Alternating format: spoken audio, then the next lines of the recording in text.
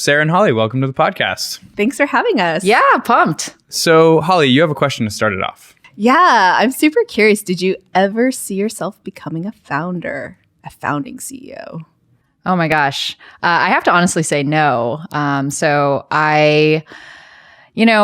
Growing up, I could not have grown up further from Silicon Valley. I grew up in Birmingham, Alabama, so deep south. And kind of back then, I probably wanted to be, a different thing when I grew up every 3 months. I was dabbling in anything. I was dabbling in everything. But probably one thing I spent a lot of time on was social justice. I volunteered at Civil Rights Institute because all the amazing people that were a part of the civil rights movement, they're obviously still around and they're still doing amazing work. And that just was something that so defined like my experience of growing up in Alabama. And when I came out to Stanford for college, I was the first person from my high school to go like west of the Mississippi River for college in like years, and had no idea what I wanted to do or who I wanted to become. And, I think that period at Stanford was a really interesting one. Like pre-med was still the number one major, which has since changed, I think, to CS. And it wasn't super obvious that, you as an undergraduate could be a founder. And my freshman class at Stanford was the first class to start with Facebook. And I think that really changed so much in Silicon Valley, where young people now were seen as people that could innovate and that could bring kind of game-changing ideas to market. And I remember so many kind of moments where the people around me were stepping into, taking the leap, like stepping into these kinds of roles and positions where they were just going for it. And I think subconsciously that influenced me, but consciously it did not. I studied design, and I always thought I was just going to go into design consulting. So you're going to like take a job at IDEO, 100%, see what happens. Yeah. Exactly. Yeah. Okay. And I loved it. I mean, I was like drinking the Kool-Aid, mixing the Kool-Aid, distributing the Kool-Aid to everybody else. Design thinking was Post-its. Oh yes. More so much. Post-its. Oh my God. All the Post-its. It's going to solve everything. I mean, I got to admit, it's still a huge part of how I see the world. It's still a huge part of how, like, what I bring to my company. So I totally thought that's what I was going to do. And it was ended a total, up at Google. Yeah, total surprise to me. Was that ended your up at first Google. job out of Stanford? Yeah. Oh, okay. Yeah, and I was very unfocused in my job search.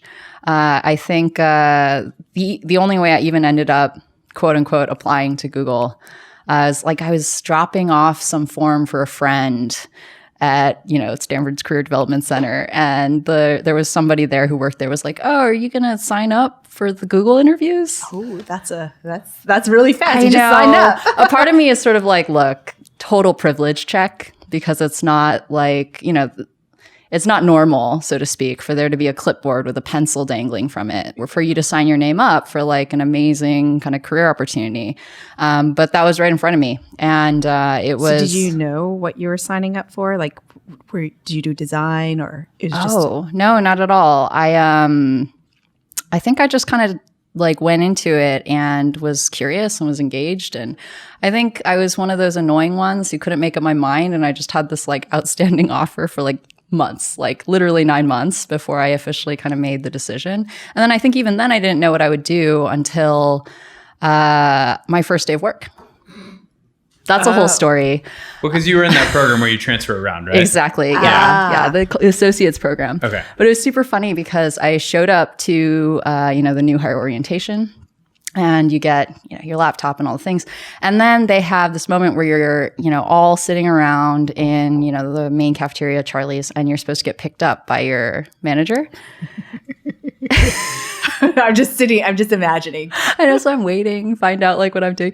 And, I'm still sitting there kind of at the end when everybody's all like set, because my first job out of college was total kind of like came out of left field thing. I ended up being a speechwriter, which I never saw coming.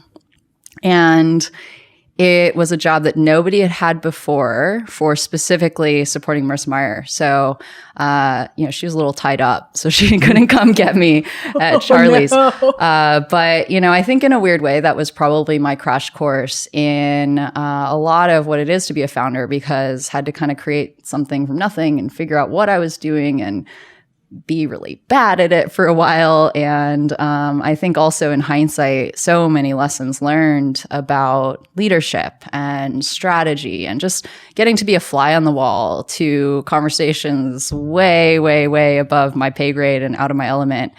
Really amazing experience. And I think to this day, super grateful for it. I spent time on other things at Google too.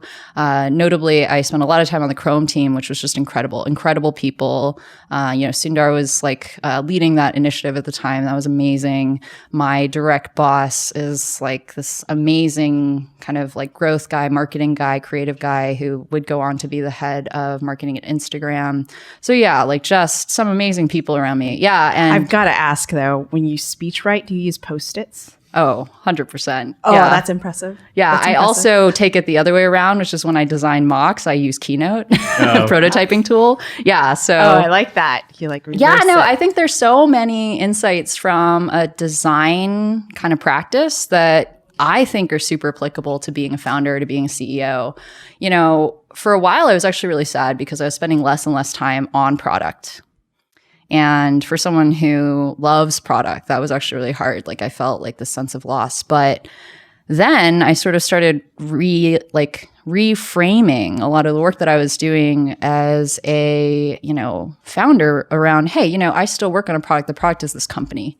And I still have to do user research. It's just that my users are my employees and my customers. And that same process for, generating a clear strategy around user needs was just as needed, if not more so, in Here comes that the design product. thinking coming back. Yeah, I know. So I really got to say that to me, I think more designers should be founders. I think that skill set is so relevant to the work it takes to actually get a lot of people together to work in a system and to create value from scratch. Mm-hmm. So, definitely I think there's some amazing designer founders out there, but a part of me wishes, that there are way more. Yeah, there could be way more. So to me, it's not obvious. Obviously you jumped around at Google, but it's not obvious as to how a speechwriter goes on to found Lever. Not really obvious to me either. Right. Which is probably fair for most people in the world. But was there a point when you were at Google where you thought to yourself, you know what, I'm going to go be a founder? How did you decide? Why did you leave? How did you decide to start Lever? How'd that go? Yeah, I think so many founders, path is nonlinear. I think you read in mainstream media about these lightning strike moments that suddenly happen. I think that's all just media, right? And the personal experience of founding a company, first of all, it's a period of time. It's not a strike of lightning. I think that even, leaving Google, I didn't leave to start a company. I think I left to just grow and experience more things and ended up pursuing a lot of different stuff, things ranging from just personal projects to obviously working with several early stage teams. And I think personally, a lot of what I was really doing in the time that was on the path to founding a company was experiencing working with a lot of different types of people. Yeah, and so you could say that my co-founders and I were almost trying out working with each other for a while before we actually officially went for it. So I think that's a huge part of it, and I credit the fit to my co-founders for a lot of the success that we've had as a company. So in a weird way, I don't think I was doing it consciously at the time, but making sure that you're finding the right people is probably the hardest to predict, but most important part of that super, super early stage. Was it it seems like you found the people and you were working together, but the idea wasn't quite there. And Google was probably still on this rocket ship when you decided to leave or doing really well. What was the most difficult thing to overcome to just say, I'm going to be on this? What was the thing that propelled you forward? And then what was the most difficult thing in getting you to leave? Yeah. It's cushy there. Oh, sure.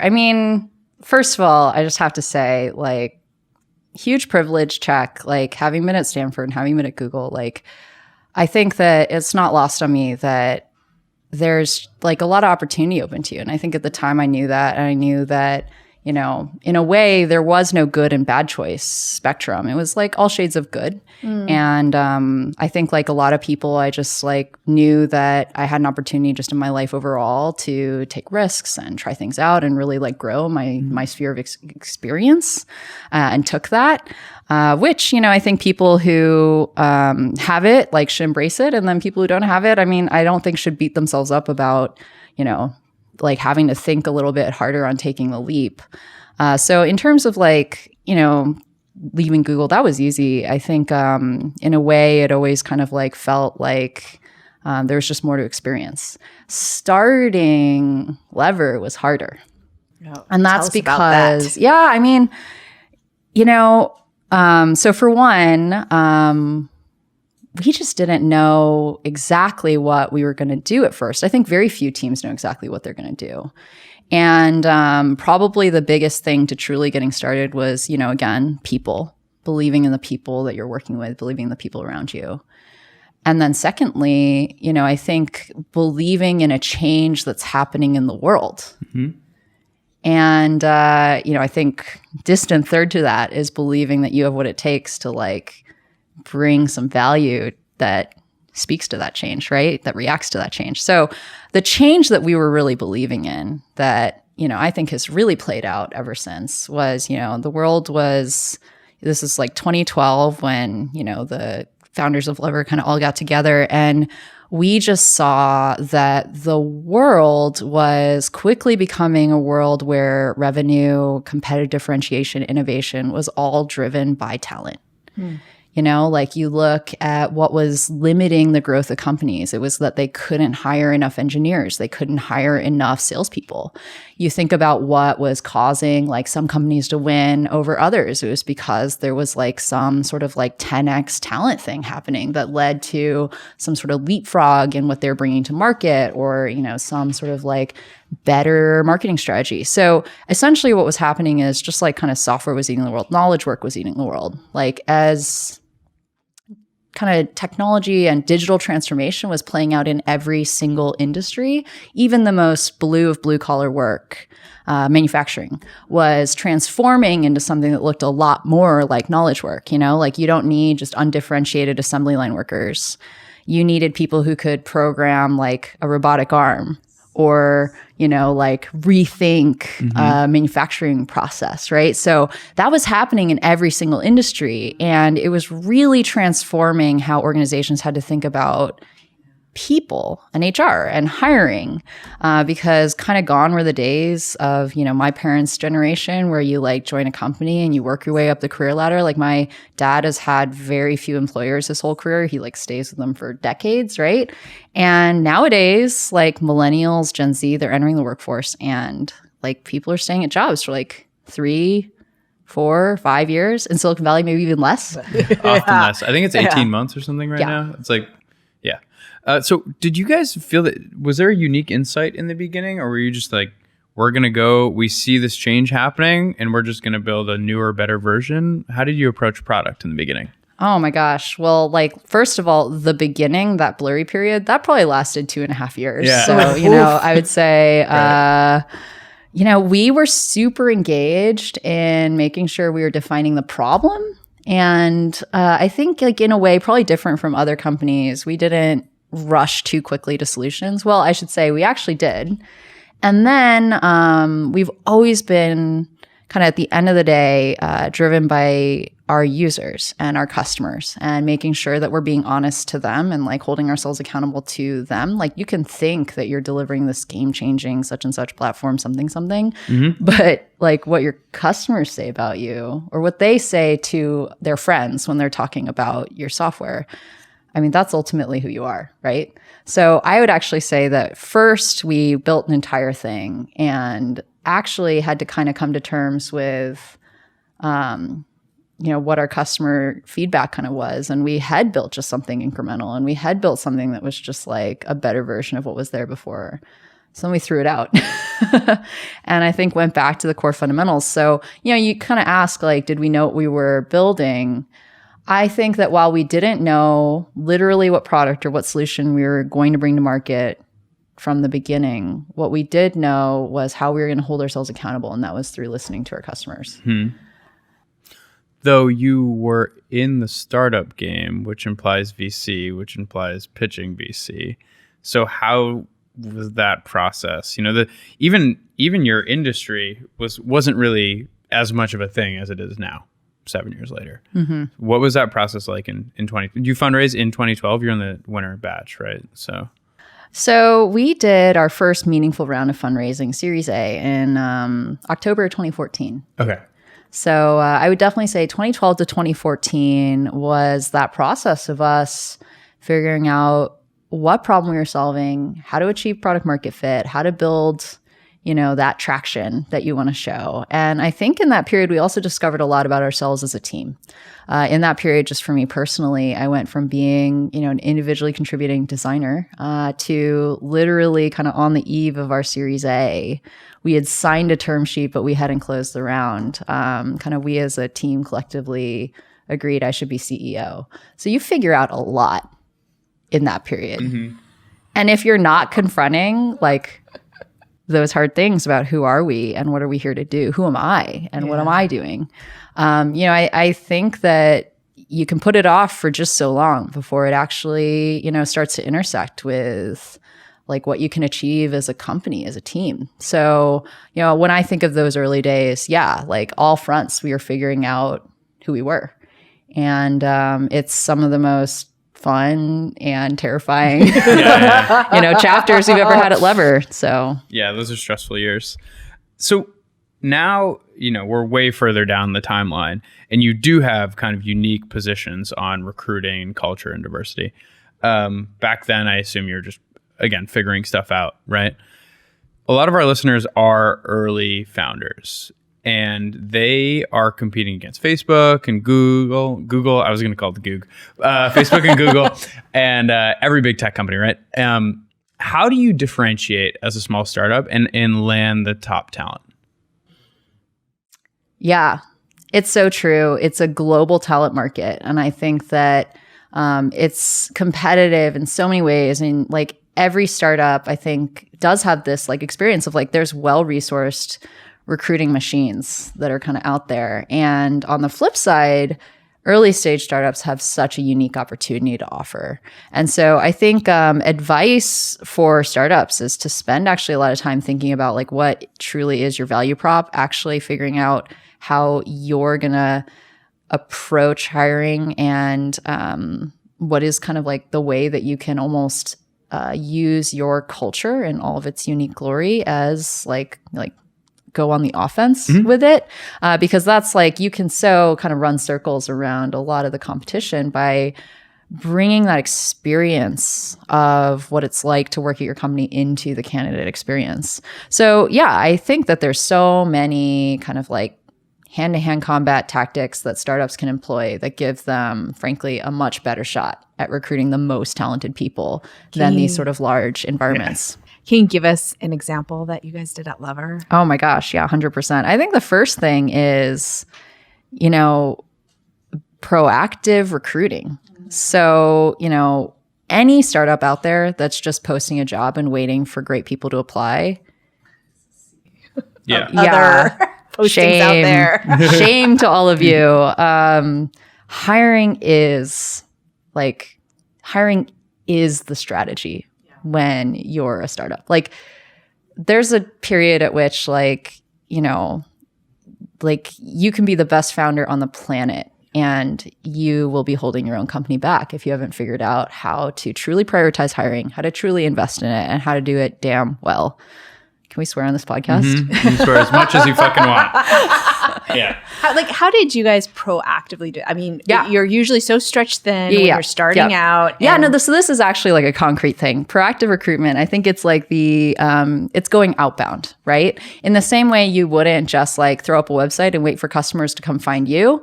You've got to actually reach out to people. And so like the first thing that everybody tells you is reach out to your network. You'll tap that out at some point. You should still do it, but you'll tap that out at some point. And then I think what you have to start doing is getting really confident, reaching out to people that you believe are going to be strong fits at your company that you're finding, not just on LinkedIn, though you should, and then you'll tap it out. Get creative, like look at meetups, look at Eventbrite, look at GitHub. GitHub's a great place to find people if you actually, kind of know like what your technology value prop is, or, What's been the most surprising source for you guys? Like something you just didn't expect. You're like, wow, I would not have expected to find a great candidate here, or book several clubs. great candidates. Oh, that's cool. Honestly, we have so many amazing and unique hiring stories in our company. Our team, so my engineering org has largely been built up by my co-founder, Nate Smith, who, we are a recruiting software company, so we think a lot about hiring. 81% of his team was proactively sourced. And I would say that, you can genuinely find people and connect with people anywhere. And I think the other thing that's been remarkable about our hiring strategy has been so many people that we actually hire. We actually met them and nurtured those relationships. So you actually several times ago. Interacted. 2 to 3 years. Yeah. Wow. Yeah. It comes back around. Like it's, you're investing in, I don't want to call it like a database of talent. It's like you're investing in relationships, and like you may not see returns from those immediately, but those are going to be the people that actually, when it is their right time, like when they're ready to make their next move, they're already going to be familiar with your team, with your culture, with your mission. They actually get hired, like we have the data to prove this, like 35% faster than people who are meeting you for the first time. So, people I think are familiar with the cliche that as a founder, you should be spending like 50% of your time on hiring. I'm just like, it's a cliche because it's true. And I think like, hiring just takes so many forms. And I think like one thing is obviously go out and meet people, no expectations, no strings attached, let's meet.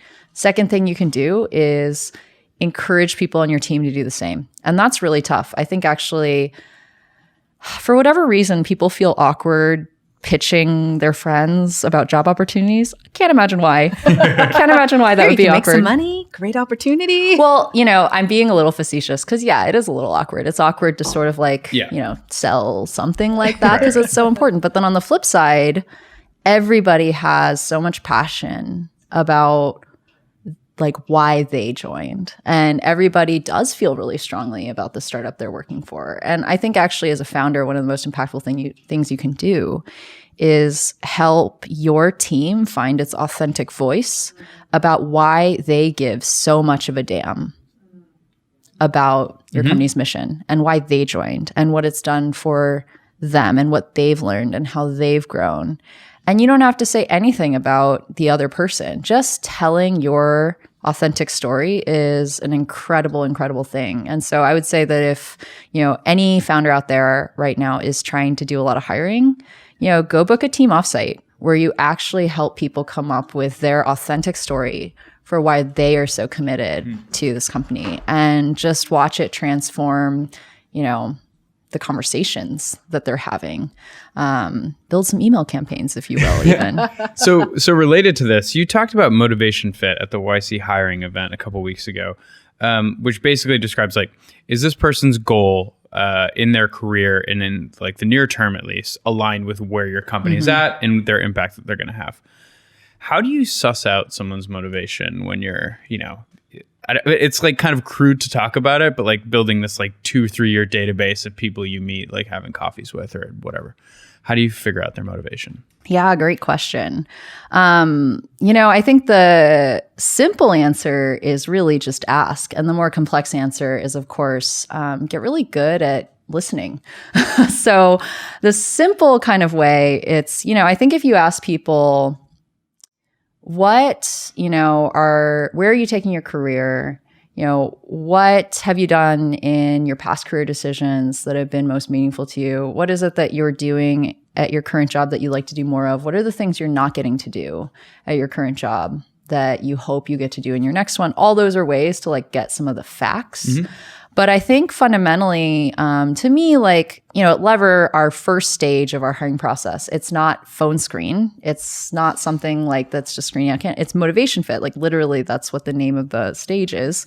Because I think it's like, it is kind of at the root of your best hires, and it's also at the root of your worst hires if you don't get it right. So, I think that what I'm listening for when I'm asking people these questions, it's usually to suss out, is this the right stage for people? Mm-hmm. Ambiguity is kind of famously, the huge factor of the experience at being at an early stage startup, and finding people that thrive with ambiguity, or finding people that really love, the diversity of problems that you're going to be solving. You got to make sure to have an ear to listen for when people are really actually ready for that, when they're excited about that. I think another thing to listen for is, when people are sort of looking to, say, take a big, impactful role at a company, because everybody's going to say they're looking for impact, right? So when somebody says they're looking for impact, really, do they know what that means for them? Is it generalities, or do they actually have something that's really like revealing that self-awareness of what for them is like in it from their personal seat of experience? And I think that the more specific someone's gotten about their own career, the more maturity they bring to the role, the kind of more they can probably up-level your team. So yeah, I think like simple answer, just ask. Yeah. And then complex answer is like really learn how to listen to how people express like their thoughts about themselves at work, and what they're looking to get out of it, and what they're looking to do next, and what they're looking for in a team. I certainly have a tactical question at this point.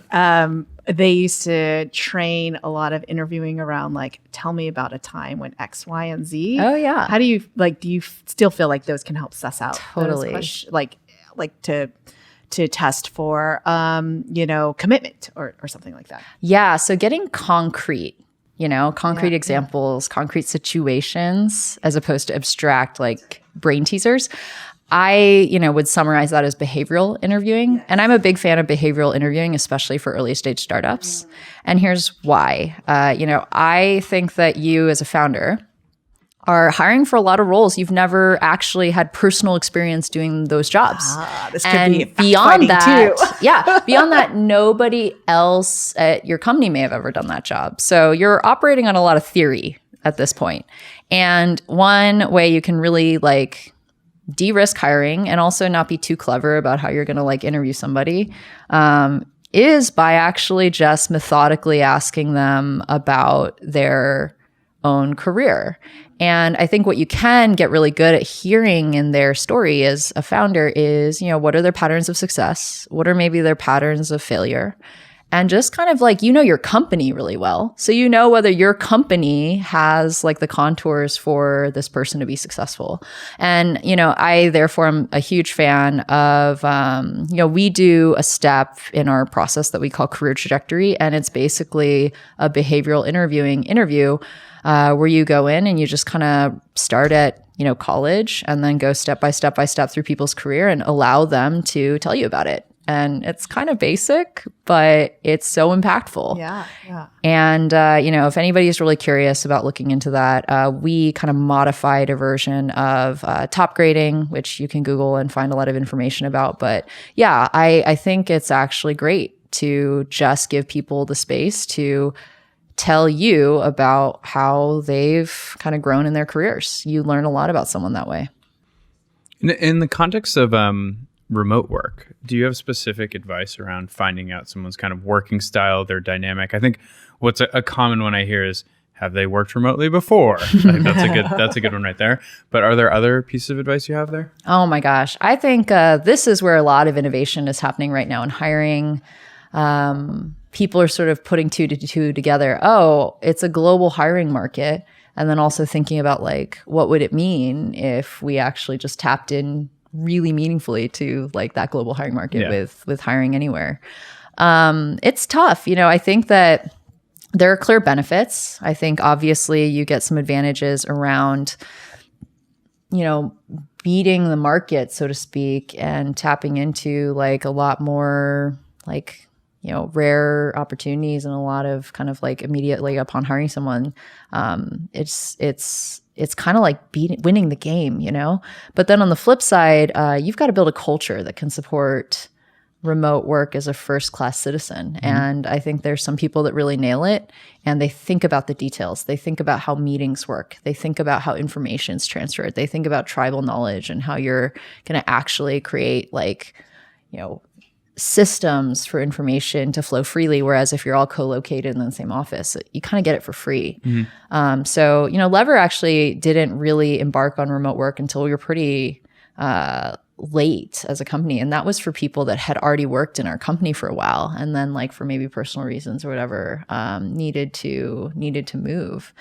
And I would say that we're just getting started with a second office. We're now starting to actually meaningfully do some experimentation with our team composition. But we had kind of the other side of it where we stayed together as long as possible. And I think that was pretty intentional. And I think I will say, connected to us being able to build a really strong culture together. It allowed us to, I think, really quickly I guess like spread a lot of best practices, and it led to us certainly like sharing a lot of the load of scaling the team really effortlessly. So, again, pros, cons. I would also say that we had to get real good at hiring in a tight talent market here in the Bay Area to be able to do that. So I definitely think it's a really huge talent strategy question that any founder that's building a team right now has to ask themselves. What trade-offs do we want to make? And go eyes wide open into like how, if you're going to, accelerate hiring by like really casting a wide net, hiring remote, okay, how are we going to prepare our culture for that? Mm-hmm. Another thing you mentioned in your talk was how you write job postings, which I really like. I just kind of like broke down a few of my favorite points. Yeah. You described it as basically just describing the impact that you'll have at that job. Can you elaborate? Absolutely. Well, I can tell you kind of the story. So we, just after we raised our Series A, big moment for us, right? Like we started talking about what we were going to do next. We started really strategizing about it. And something that we knew we would be doing that we hadn't really done up until that point was hiring a lot of people. Right? Like we had been a really tight, small team, for a long time. And here we were about to, double the team in a matter of months. So being a recruiting software company, we were like, okay, well, we know a lot about recruiting. We know we really want to invest in like building a great recruiting process. So we decided to take, an offsite. We all loaded ourselves into a van. Company was small enough that we fit in a van and went to like Tahoe or something like that for a few days to actually really design how we were going to hire and what our hiring culture was going to be like and how were we going to design our candidate experience. And by the way, I'd recommend anybody who's about to do a huge amount of growth to do some variant of this. And, one of the things that we kind of asked ourselves was like, well, like when we start hiring for a role, how are we going to know what jobs we need? So we actually like developed this little exercise. Like it's literally a Google Doc that, has like text boxes and stuff we made that laid out, okay, like what would, someone with this job need to achieve in 1, 3, 6, 12 months, right? And specifically, we tried to make them not like tasks or like, start doing blah, but impact, results, outcomes, right? Like, well, ideally, they'd like improve web conversion from this to this, or they, actually like nailing the results of success, right? So we patted ourselves on the back. This was a great way to define a lot of like jobs to be done. Like now we had carved out all these like amazing, I think you're hiring a lot of generalists, you're hiring a lot of athletes at that time. So here we had this great way to define like our work, and we thought we were like really proud of ourselves. So we actually were able to go out and like start hiring with confidence, interviewing with confidence. And we got all these amazing people in the door. And like when they got pretty late stage, we'd be like, oh yeah, like here, let's share this internal doc that we have with you. And people would just light up when they saw this. Oh my gosh, this is so clarifying, it's so amazing. And then it took us an embarrassingly long time, like probably 6 months, to like be like, hey, why do we even write these like boring job descriptions? Why don't we just take these impact descriptions that candidates and people that end up actually joining the company like find way more interesting and frankly like accurate and, you know, all sorts of other adjectives, like find way better. Why don't we just use that as the way that we talk about the jobs that we have? And ergo. Yeah. And so do you find yourself, do you still list required skills, for instance? So say, you know, I'm looking at to apply for a job at Lever and it's like, you're going to, you know, increase X, Y, and Z. And I'm like, I'm on it. And then you read the application, like this person has none of the required skills to like actually do that. You know, every once in a while, I think for some of our entry level jobs, when we do know that there's like a few things that really do feel like great assets to have coming in, we list it. But actually, if you go to like our career site, like actually most of our jobs, like the vast majority are actually just written this way. And I would attribute, you know, this impact descriptions as opposed to job descriptions as not just being one, like a great way to get the most talented people, like the top 10 percentile of the talent market interested in your opportunities. It's also been a huge driver for us of diversifying the people that are self-selecting into applying. Because by having this lengthy list of skills and requirements, I mean, you're basically, you know, broadcasting to the world assumptions about what kind of people should apply.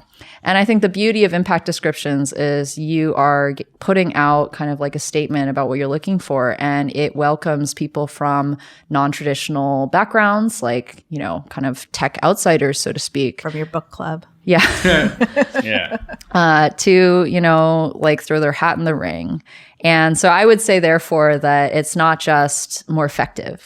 You're actually getting the top talent interested. And those are the people that you want to hire, right? It's also, I think, more inclusive. And it's really, I think, more clarifying also. So like teams do hiring. And I think getting everybody aligned on what you're looking for as a founder, huge accelerator to being able to really scale hiring, to do it with confidence, to get lots of people like who are all contributing to all be on the same page.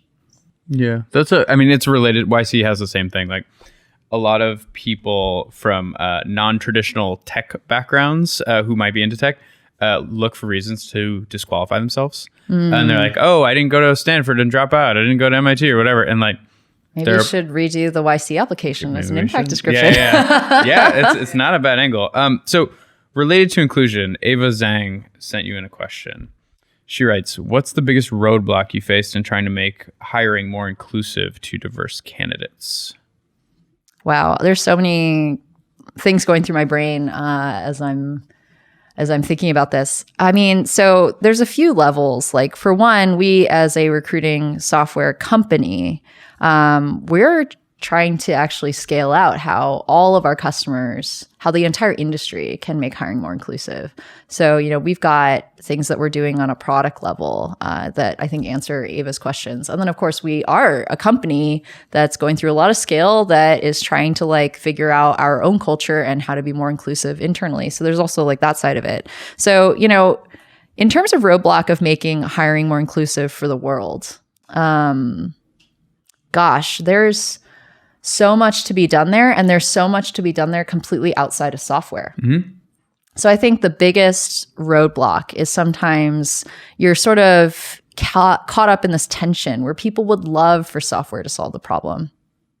And you, as a software, you know, as a technologist, you have an opportunity to move the needle that way. But also, I think it's really important when we're talking about a more equitable world that people do have to change. And so the biggest roadblock probably is when people maybe hope that the problem can be solved easily without confronting kind of like these questions of what are we as people doing? And I think it's an opportunity for, you know, companies like Lever to actually drive a richer conversation around that and to make people maybe more aware that there's things that they can do. And I think in particular with things around diversity and inclusion, there really is that will. I feel that year over year, more and more people care. More and more companies from more and more verticals and stages are all coming forward and saying this is something that they want to invest in, that they can't ignore. And if anything, you know, this isn't a roadblock, but maybe something that would remove roadblocks. I think people need more success stories out there because they're happening. And I think we see a lot of news reported on all the bad. It'd be great for, you know, the stories about what is working and like what is taking off to be out there. In terms of like what we have done to make our hiring more inclusive, oh my gosh, I think we're constantly running experiments. I mean, I am really happy to say that diversity and inclusion has been something that the team at Lever has made a huge part of our culture from like day one. And it's not because we were diverse from day one. You know, for two and a half years, I was the only woman at Lever. And it took us a long time also to diversify in other dimensions like race and ethnicity, or having parents and people with different like family situations, having people with different backgrounds, like all those different facets like also came kind of later.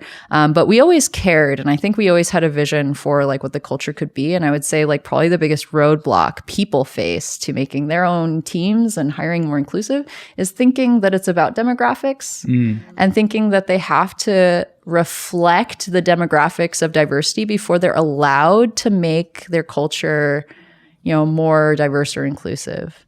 And I actually give a lot of people advice like, look, before you're about to do a big investment into diversity in your recruiting and making kind of your hiring more diverse, I actually think it's really critical to start by making sure your culture is inclusive. Because what's the point of like hiring all this quote diverse talent if when they get there they're not ready to succeed? Yeah. So number one roadblock when founders think that because maybe they're like in a majority, they don't have a credible ability to lead their company to, you know, have a strong D&I culture. Like, well, I mean, it's what we were talking about before we started recording. Like, now founders are not only tasked with leading the company, thinking of a great product, hitting product market fit, doing all this other stuff. Now they're in charge of like being clued in completely with whatever's going on, whatever social issue. So let's like spell this out a little bit more. Like inclusion, what does that mean at a company that's 5 people? What's an example? How do I do that? Oh my gosh. Well, I can definitely tell you how the conversation got sparked meaningfully at Lever. And it was who does the dishes? Oh, interesting. Did they all look at you? Hopefully not. Well, I wasn't the only one, but I was one of them. But like a very obvious kind of group of people did the dishes, and a very obvious group of people did not do the dishes. And, you know, I think it was really like everybody knew, you know, it wasn't like surprise, like everybody knew. And it was not something we'd ever entered into the domain of like something that we realized was the surface area of our culture. Yeah. And, you know, at some point, I can't remember how this came up, but somebody shared an article about how like findings, you know, research shows that disproportionately women do office chores. Yeah. And like basically when sharing that article, like also pointed out like, hey, that was happening here. And what did we want to do about it? And literally, I can't remember if it was the next day or maybe like 2 or 3 days later, we just decided to do something about it. We built a Slack bot that assigned a rotational dish duty, and it would just tell you in the morning, today's your dish duty day. And then we just like made it completely equitable. And people didn't shirk their duties. Well, that's a whole other question. But no, actually, for a long time, even when like, you know, I think it was until like we were like actually a like significant, like maybe 100-person company.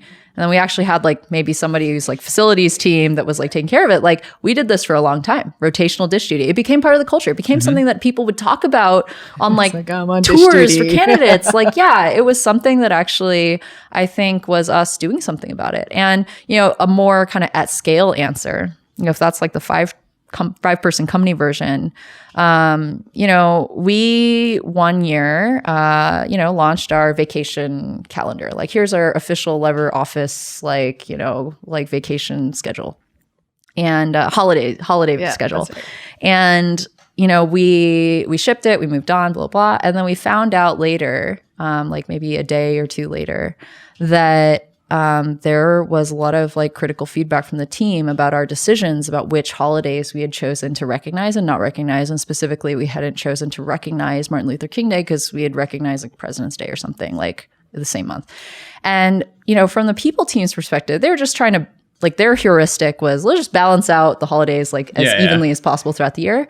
But we realized in that moment that our holiday schedule was surface area to our culture. So I think like in thinking about making your culture more inclusive, it's really about like, what are you choosing to make your cultural surface area? What are you choosing to say like this is part of it and this is not? And that's like one decision a founder has to make. And then secondly, it'll change over time. Like literally there were, at one point our holiday schedule was not part of the culture and then it was, right? And I think that's like, and Dish Duty was not and then it was. And that's just a dynamic part of culture. But I think the important part about being conscious about building inclusion into your culture is that dialogue. What a founder can be responsible for is that anytime something comes up, because it'll come up, right? It'll just come out of nowhere, is to make sure that you're the kind of company where people are able to bring it up and where you're able to sort of like give it back to the team, like, okay, what do we want to do about this? And where people take action. I think that's actually at the heart of getting, this really murky world of how do you be a socially responsible founder. You're not going to know, but what you have to do is build that, like, I think capability inside your company to question yourself and to have a dialogue and then to take action. And that's I think at the heart of like what early stage founders in particular have a real advantage on. Versus these companies that are trying to add this on later. You have so much ability to shape how your culture talks about itself and how like employees are shaping that conversation. So yeah. Oh, it's really funny. I've actually visited the Lever offices and I noticed in the kitchen they have one, which I'm super appreciative for. They have a bunch of like cups. And then there's this one lower shelf that says, please leave for the vertically challenged. I was like, this is so great. I feel so included. I know. Thank you. Yeah. I mean, you'd be surprised. Like, obviously, the diversity and inclusion conversation is so driven by certain kinds of categorizations. But, one of the most profound shifts for us when it comes to diversity was to talk about how we didn't want to buy into the idea of technical and non-technical people. Oh, interesting. Yeah. Can you tell us a little bit more about that? Absolutely. Like, I think Silicon Valley has actually this deeply ingrained stereotyping around technical people. And like, for the most part, I think that's a seat of privilege. Like if you are an engineer, if you've got like coding chops, if you're a hacker, like there's all these kind of attributes about you maybe being like a more worthy or valuable or like higher potential founder, right? Or employee, right? Like I think there's even some companies where like the technical parts of the company get free lunch and then the non-technical parts of the company do not, rough. Right? Yeah. And of course, like with hiring being as tough as it is for like software engineering roles, data scientist roles, I think that like there's this value placed on these people that, I think frankly, a lot of people buy into, right? Like a lot of the people that are not on that side of the spectrum, like the quote non-technical people have almost like kind of internalized a self-handicapping about it. And we actually for a while recognized that not only was that kind of against like some of our cultural beliefs, but also it was holding us back. We needed our quote non-technical people to embrace and adopt like designing systems that were as sort of like scalable, sophisticated and scalable and have that sort of engineering mindset about their work. And then we also needed our technical people to understand our customers, understand the value proposition, to like really embrace some of the qualitative aspects that we as a B2B software company really needed them to like actually really, really get our customer and why we were doing some things and get our go-to-market motion and our sales pitch and why we were doing these things like on a deeper level. And so we just realized that stereotype wasn't serving us. That's a great insight. Yeah. Because I've met many technical people with no product sense. So like the opposite can be true. Yeah. No, I mean, I'm guilty of it too, right? Like I sort of embraced the idea in hindsight in a weird way that I was like proudly our non-technical founder, but fuck, I have a BS in mechanical engineering from Stanford. So it's sort of like, what, like it just was like confusing. And so we actually, we ran a training of like, I'm technical and so are you. That we just like had a few like brown bag lunch kind of seminars. One of our early employees, shout out to Jennifer Kim. She runs a blog, Inclusion at Work. Check it out. Helped us kind of build and we just like ran a bunch of people through it and like tried to like, spread this empowerment. I think that, I think again, just like my missive of like, there should be more designer founders. I think like there's a lot of people out there that are limiting their own potential by not thinking that, they can access any part of what it takes to get creative and solve problems. Yeah, I couldn't agree more. So related to all of this is like, as you said before, having the conversation about it. I think people are often terrified to have the conversation about this at work because they're like, I don't know what I'm supposed to say. I don't know what I'm not supposed to say. I might know what like the prevailing thing to say is, but maybe that's not how I feel, or I'm just curious. Like, how do you set up a culture that like allows those conversations? Is it just like with your manager directly? Like how does that happen?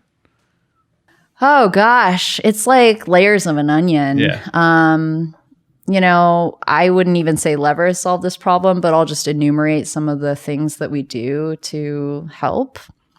We do everything from the super structured to, the super just human skilled. So, we have a new hire onboarding that we call Ramp Camp. And it's this week kind of where you get onboarded to the full 360 of the company. It doesn't matter if you're a salesperson, engineer. We onboard everybody to every part of what makes the business successful. And one of the sessions is on diversity and inclusion. So like literally your first week at Lever, you're hearing us talk about it. You're hearing us talk about where we're at with it. You're receiving an explicit invitation to be a part of it. Other structural things that we do, we have a lot of employee resource groups. So these are like, of course, a lot of companies have them. We have Leverettes for the women at Lever. I love that. Yeah, so we have a bunch of them. 65% of our employees are a member of one of these groups. And we actually not only have them and sort of like obviously support them, we actually ask them to help us build policies. Like the Lever Parents ERG was a group that we, like my VP of people, like went to and asked like, hey, we're trying to revise and improve our parental leave policy. Can you actually help? And like using these groups to inform real decisions is kind of the next level. We also do kind of programmatically a lot with our management groups, or our management layers. So we actually I'm a big believer in coaching. We do a group coaching program. So every twice a year, every 6 months, we do like a 6-month program that we run all our managers through, some who are promoted internally, some that we hire, to be intentional about our management culture. And I think that they can be such great advocates in terms of like spreading great practices that do make work more inclusive. And, if you're not already engaging your management team on D&I, like, hello, that's really impactful. So that's some of the structural stuff. And then some of the things that are just more human. Oh gosh, well, here's a funny example. So we really encourage people to engage with each other, solve problems like with each other. But, sometimes having difficult conversations, like you're kind of navigating these murky waters of, you don't want to kind of go over the net and like accuse someone of something, but maybe you're trying to surface or highlight like a difference in point of view or assumptions or background. And what we didn't want is for people to resort to stereotypes. Yeah. Well, you're like, an introvert and I'm an extrovert and so blah, blah, blah. Or you're a salesperson and I'm an engineer. And so therefore, blah, blah, blah, blah. So one thing that we also built into Ramp Camp is we have all the new hires kind of take one of these like assessments, and like the output of one of these is like a color. Oh, so, it's the color one. Yeah. So the number one, the color one. Yeah. There's even an animal one too. Oh, yeah? Oh, yes. Well, we are also big fans of spirit animals at the company. Oh, awesome. But yeah, so, now everybody has the shared language about how to talk about difference that isn't about like how you were born or, socioeconomic background or anything like that. And I think that that's really empowering for people. So now we even celebrate it. And I think it's become a way we can celebrate difference. So at the end of Ramp Camp, obviously you kind of complete it. And then we actually do a happy hour for that month's Ramp Camp class. And so they come and exit kind of their last session of the day where they get their colors and enter, our commons area where we have the whole company is like clapping, and, we kick off this happy hour to celebrate their first week. And the sort of like, it's the colors reveal is at the happy hours. And so all the new hires are wearing leis that correspond to their colors. So everybody's like, so cool. Like you're green or you're like, so, I think that, whether you're doing it kind of in these structural ways or you're just giving people like tools to work interpersonally, it's huge. It's huge. Yeah. I like how you created like common language and then kind of celebrated and said like, it's okay to kind of talk about it. We're kind of huge dorks, aren't we? I love it. I know. Like, so we call ourselves Leveroos. And Leveroos. Yeah, we are I love us, obviously, horribly biased, but yeah, we're kind of like goobers in that way. That's awesome. That's great. Yeah, no, so much of it is just like, like comedy even, like it's just intention, right? It's like coming from a good place and you're like, okay, like we can work with this. Yeah. Yeah. And you know what? Like so many of those ideas I just described, bottoms up. Yeah, totally. Like it's not like I'm some like architect of all things diversity and inclusion at Lever. Quite the opposite, actually. I credit like the team collectively as really being the drivers of this. And I think that's the opportunity that the early stage founders out there really have, is if you do get this into your culture, what you get long term is this, collective ownership over, everything cultural, but certainly diversity and inclusion as part of that. That if you can get that seed planted, it just like is a little bit self-reinforcing. And so not only that, it sets you up for scale. Yeah. Yeah. It pays in dividends later. Yeah. So then anybody new comes in will like get ramped up into this color and they would just know, You love the colors thing, Holly. I'm going to go to Ramp Camp. Sign me up. I want to know my color. Amazing. Okay. So just wrapping up, YC, we have a batch going on right now. Most of these companies are quite early. What's your advice to the companies in the batch to make the most out of it? I think that the number one thing I would say is, your culture is your people. It's who you hire. It's who you fire. It's also who you're recognizing, who you're promoting, who you're rewarding, and how you do all those things. And you probably feel like you have a million things going on and everything's on fire and you have so many things to get done in a given week. But the secret to solving all these problems is through really, really getting great at building your team. Yeah. And so like I found this to be true. I work with thousands of companies at every stage of growth with hiring. I think like you have to get great at talent. You have to get great at hiring. And I think that if you can really embrace that as a true part of being, an authentic founder, I think you will attract the right people that will run with all those things that you've got to do in a given week. And it is the shortest path to building a strong culture. It's the shortest path to building your results. So, embrace that a founder's number one job is recruiting. That's excellent advice. All right. Thanks for coming in. Thanks. Thank you.